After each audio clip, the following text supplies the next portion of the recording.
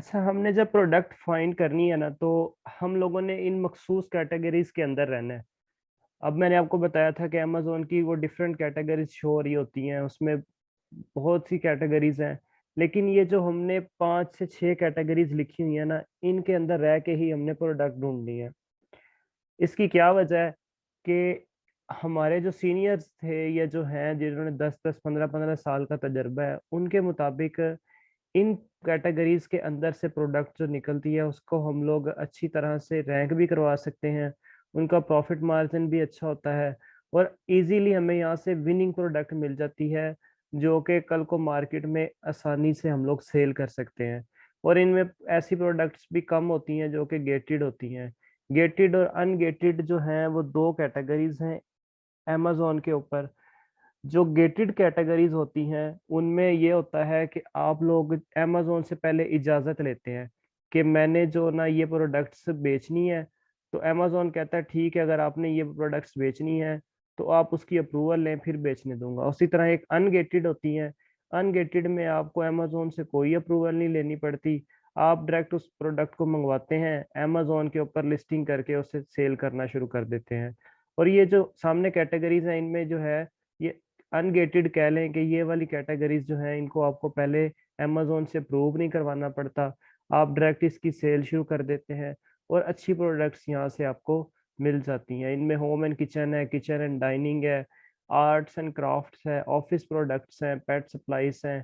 पहले आपने ये 5 कैटेगरीज को अच्छी तरह फाइंड करना है, इनसे प्रोडक्ट निकालनी है। इन केस आपको इनमें से नहीं मिल रही तो आप तब जाके आउटडोर एंड फिटनेस देख सकते हैं। इसलिए मैंने बोल्ड करके नहीं वो लिखा, वो मैंने छोटे फॉन्ट में लिखा है कि पहले ये मेन कैटेगरीज जो हैं वो 5 हैं। इन 5 कैटेगरीज में ही मार्केट में रिकमेंड किया जाता है, लेकिन जो मेरा एक्सपीरियंस रहा है वो आउटडोर और फिटनेस में भी प्रोडक्ट आपको अच्छी मिल जाती होती है।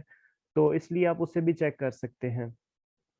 ये थी हमारी अनगेटेड कैटेगरीज या वो कैटेगरीज कह लें जिनके ऊपर रह के हमने काम करना है।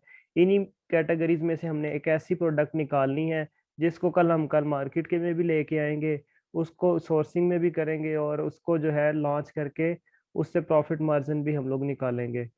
अब आगे आती हैं गेटेड कैटेगरीज। गेटेड कैटेगरीज का मैंने जैसे बताया कि अमेज़न से पहले अप्रूवल लेनी पड़ती है, फिर जाके वो हम सेल कर सकते हैं। उनमें कौन कौन सी कैटेगरीज हैं? उसमें आती हैं chemical, electronics, food items, baby products, skin care products. यानी कि आप देखें केमिकल्स जितने भी होते हैं वो एक रिस्क फैक्टर वाली चीज़ है। तो अमेज़न कहता है जी अगर आपने केमिकल की कोई भी चीज़ बेचनी है, कोई ब्लीच टाइप या कोई आपने इस तरह की कोई भी चीज़ सेल करनी है, तो आपको पहले जो है मुझसे अप्रूवल लेनी पड़ेगी। उसके बाद जाके मैं आपको लिस्टिंग करने दूंगा, जब आपकी क्वालिटी जो है वो इस अपने मयार पे पूरा उतर रही होगी, उसका कोई साइड इफेक्ट नहीं होगा। इसी तरह अब जब आप इलेक्ट्रॉनिक्स में आते हैं तो वो इसमें बैटरीज आ जाती हैं और इस तरह के पावर वाली चीज़ें आती हैं। तो अमेज़न उस पे भी कहता है कि आप मुझे जो है ना इस पूरी इसका अप्रूवल लें, हर चीज़ आपकी टेस्ट होगी, तो तब जाके जो है ना आपकी जो है वो चीज़ हम अमेज़न पे बेचने देंगे। इसी तरह फूड आइटम्स जो हैं उनमें एक्सपायरी डेट्स का मसला बहुत होता है और क्वालिटी के साथ साथ इसमें हेल्थ का इशू भी आता है। तो इस वजह से अमेज़न इसकी अप्रूवल पहले लेता है कि ये ब्रांड वाकई रजिस्टर्ड है, किस तरह की ये प्रोडक्ट सेल करेगा।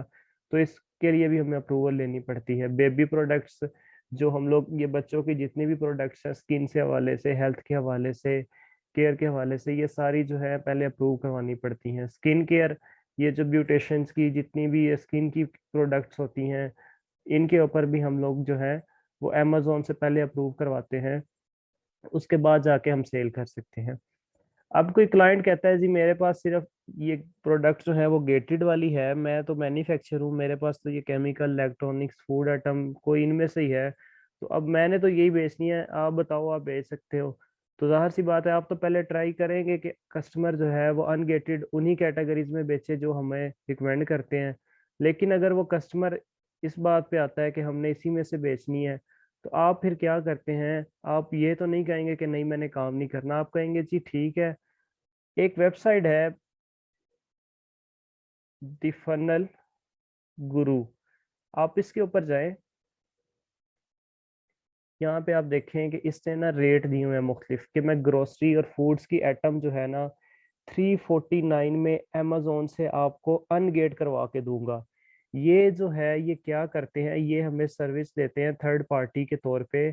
जब भी कोई हमें क्लाइंट कहता है ना कि मैंने ये केमिकल्स वाली, फूड्स वाली चीज़ें ही बेचनी है, तो हम फ़नल गुरु से राब्ता करेंगे, उसको कहेंगे जी क्लाइंट को ये इतने पैसे लगने हैं $349, मैं तुम्हारी जो है ना ये जो है ग्रोसरी की जो प्रोडक्ट्स हैं, इनको मैं अमेज़न से अनगेट करवा देता हूँ, उसके बाद हम सेल कर सकते हैं। फिर क्या होगा, आप इसके साथ कॉन्ट्रैक्ट करेंगे, ये अमेज़न से आपकी प्रोडक्ट्स को अनगेट करवा के देगा, तो उसके बाद जाके आप अमेज़न पे वो सेल कर सकते हैं। अच्छा, जब आप लिस्ट करने जाते हैं ना अमेज़न के ऊपर किसी भी प्रोडक्ट की, अगर तो वो गेटेड है ना, तो उसके साथ ये लॉक बना होता है। इसका मतलब ये है कि अमेज़न ने आपको कहा है कि आपने जो प्रोडक्ट सेलेक्ट की है, वो गेटेड है। मैं जो है ना इसको नहीं आगे रन कर सकता, पहले इसे अप्रूव करवाओ, फिर उसके बाद जो है मैं आगे जाने दूँगा। तो आप क्या करते हैं, फिर उसे फ़नल गुरु के थ्रू अनगेट करवाते हैं, फिर ये जो लॉक होता है आपकी लिस्टिंग में से ये ख़त्म हो जाता है और आप जो है इसे लॉन्च कर सकते हैं। इसी तरह जो अनगेटेड प्रोडक्ट्स होती हैं, उनमें स्टार्ट में ये जो लॉक है, ये ऑप्शन नहीं आ रहा होता। आप जो है डायरेक्ट ही उससे जो क्या कहते हैं, लिस्टिंग क्रिएट कर सकते हैं, अमेज़न उसकी कोई अप्रूवल नहीं माँगता। ये थी हमारी कैटेगरीज़, जिनके अंदर से हमने अपनी प्रोडक्ट वगैरह फाइंड करनी होती है।